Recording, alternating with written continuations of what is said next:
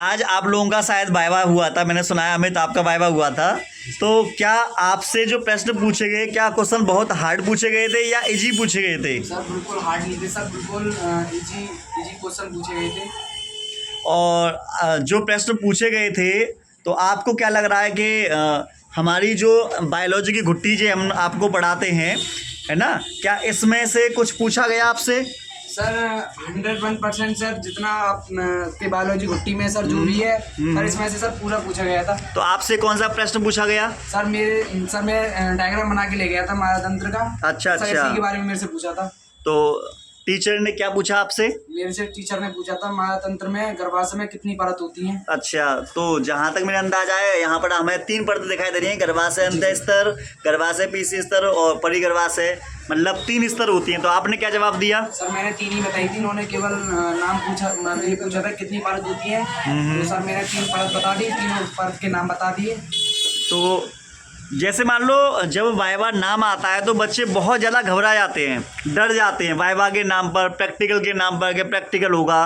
तो अंदर से बहुत ज़्यादा जो डर होता है, क्या वास्तव में अब तुम्हारा वाइवा हो चुका है, ठीक है, प्रैक्टिकल वगैरह भी हो चुके हैं, तो बच्चे को डरना वास्तव में चाहिए या नहीं? सर मेरे हिसाब से तो बिल्कुल नहीं डरना चाहिए, क्योंकि मैं भी पहले ही डर रहा था। अब मेरे 2 प्रैक्टिकल हो चुके, फिजिक्स का हो गया और बायो का हो गया। तो सर जैसे बच्चे डरते हैं, बिल्कुल डरना नहीं चाहिए, ऐसा कुछ नहीं होता।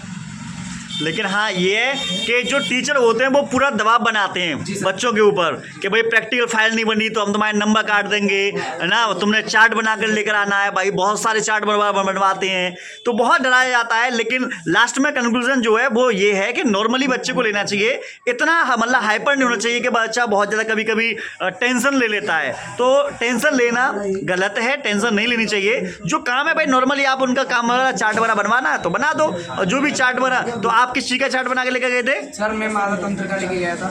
मादा जनन तंत्र का, और उसी से रिलेटेड आपसे क्वेश्चन पूछ लिए होंगे। गुड। तो अभी आपका प्रैक्टिकल हुआ नहीं हुआ आपका? आपसे क्या पूछा गया था? वाइवा कल है, प्रैक्टिकल वगैरह हो गए हैं। तो प्रैक्टिकल में कोई दिक्कत वगैरह हुई आप लोगों को? पैसे देके काम हुआ है।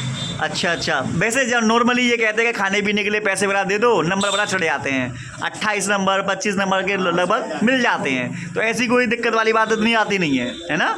जैसे मान लो मैं वीडियो इसलिए रिकॉर्ड कर रहा हूँ कि हमारे जो बच्चे हैं, कुछ बच्चे ऐसे हैं जो पेपर जब आते हैं ना तो वाइवा के नाम से बहुत डर जाते हैं। तुमने भी महसूस किया होगा कि जब तुम्हारा वाइवा से पहले प्रैक्टिकल के नाम पर आपको भी थोड़ी टेंशन हुई होगी, है ना। लेकिन वो टेंशन जब आपने दी तो वो टेंशन निकल गई होगी कि यार कुछ वाइवा वगैरह ऐसी कोई दिक्कत वाली बात नहीं होती, है ना। टीचर आपको डराते हैं कि भाई वीडियो रिकॉर्ड होगी आप लोगों की, कि ये होगा कि बाहर से आ रहे हैं, है ना।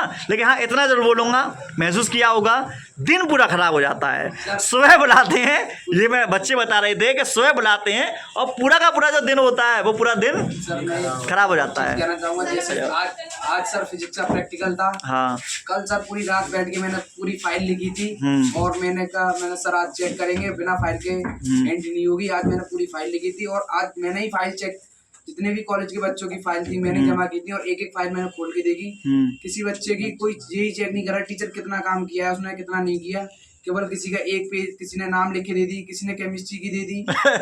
ये कोई नहीं देखा किसकी फाइल है, फाइल गिनती कर ली कि इतनी फाइल है, इतने बच्चे आए हैं, बस ये हो रहा था। और जो ईमानदार बच्चे होते हैं वो पूरी रात मतलब हमारे बहुत सारे स्टूडेंट ऐसे हैं जो पूरी रात बैठते हैं भाई, प्रैक्टिकल फाइल को छाप रहे हैं, उसमें सुंदर डायग्राम बनाने के भैया। जो टीचर है ना वो ये सोचते हैं कि टीचर उनके डायग्राम से इम्प्रेस हो जाएंगे, लेकिन वास्तव में वो वाली जो फाइल है वो तुम्हारी खोल के भी नहीं देखी गई, है ना। कल रात से सोया नहीं इसीलिए। और खैर कोई बात नहीं, कल नहीं सोए। अब आपको बता दें तब तक नहीं सुना जब तक आपके बोर्ड एग्जाम फाइनली ख़त्म नहीं हो जाते, तब तक आप पूरी मेहनत करते रहना, ठीक है। और अनीस बाबू आप लोगों को और अच्छे तरीके से तैयारी करनी होगी, ठीक है। हंसने वाली बात नहीं, आज तुम हंसोगे पेपर टाइम में दुखी हो जाओगे। तो इसीलिए अभी ये हंसने का टाइम नहीं, ये सीरियस होने का टाइम है।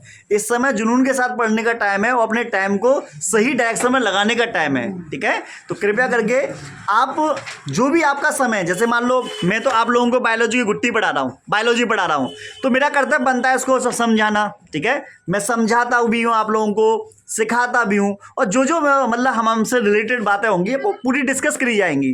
तो मैं ये कहना चाह रहा हूँ कि भाई जो हमारा काम है वो तो हम अपना कंप्लीट कर रहे हैं, अब आप लोगों का काम है इस घुट्टी को याद करना, और याद तब तक नहीं होगी जब तक आप इसको समय नहीं देंगे। आपको कम से कम डेली 1.5 घंटे से लेकर 2 घंटे डेली लर्न करने के लिए इसको देना पड़ेगा। जब तक याद के लिए समय नहीं देंगे तब तक ये दिमाग में नहीं घुसेगी। हमने सोचा कि आधा घंटा पढ़ ली, आज पढ़ ली, कल हमने नहीं पढ़ी, 1-2 दिन पढ़ लिया फिर नहीं पढ़े, तो ऐसे काम नहीं होता। रेगुलर पढ़ाई करनी पड़ेगी। जब रेगुलर पढ़ाई करेंगे तब इसके एक एक कॉन्सेप्ट समझ में आएंगे। कोई दिक्कत आती है तो भाई हम तो इसीलिए तो बैठे हुए हैं, तुम पढ़ोगे तो डाउट आएंगे तुम्हारा एक भी डाउट नहीं आ रहा तो हमें क्या पता तुम पढ़ रहे नहीं पढ़ रहे। जब पढ़ोगे तो डाउट आएंगे, पढ़ोगे नहीं तो डाउट भी नहीं आएगा। तो आप इसे समय दीजिए बायोलॉजी की गुट्टी को, जिससे कि ये आपको हेल्प कर सके। समस्या आएगी तो समस्या का समाधान करने के लिए हम आप लोगों के लिए तैयार हैं। तो आप हमें ये बताइए, क्या बायोलॉजी की जो गुट्टी हमारी ये है, इसे पढ़ने के बाद कोई बच्चा अगर याद कर लेता है ऐसे पूरी किताब को तो इसके बाद फेल हो सकता है क्या?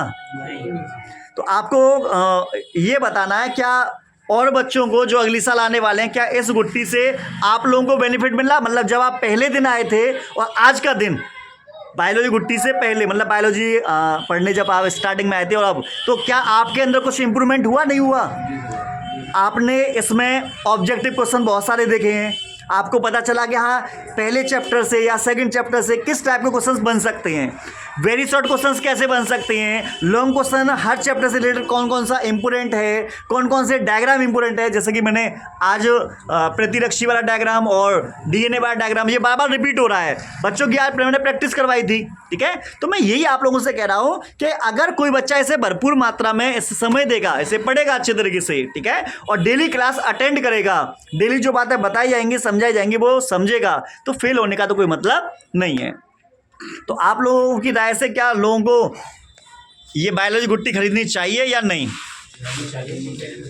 आप लोगों को कैसा लगा हमारे साथ एक साल या 6 महीने से आप हमारे पास पढ़ रहे हैं? कुछ इम्प्रूवमेंट आपके अंदर आया नहीं आया? तो और बच्चों से कुछ कहना चाहेंगे? कुछ नहीं कहना चाहेंगे? जी सर, कहना चाहिए कि आप आकाश सर की बायो क्लास पर आ सकते हैं और बायोलॉजी गुट्टी पढ़ सकते हैं। Okay, all the best. Paper से पहले आपके लिए हम ये कहना चाहेंगे कि आपके सारे एग्ज़ाम जो हैं वो अच्छे तरीके से हों और आप अपनी मेहनत में लगे रहें, आप अपना 100% दें। अब रिज़ल्ट कैसा भी आए वो डजेंट मैटर, लेकिन आप अपनी तरफ से पूरा एफर्ट ज़रूर डालना, ठीक है।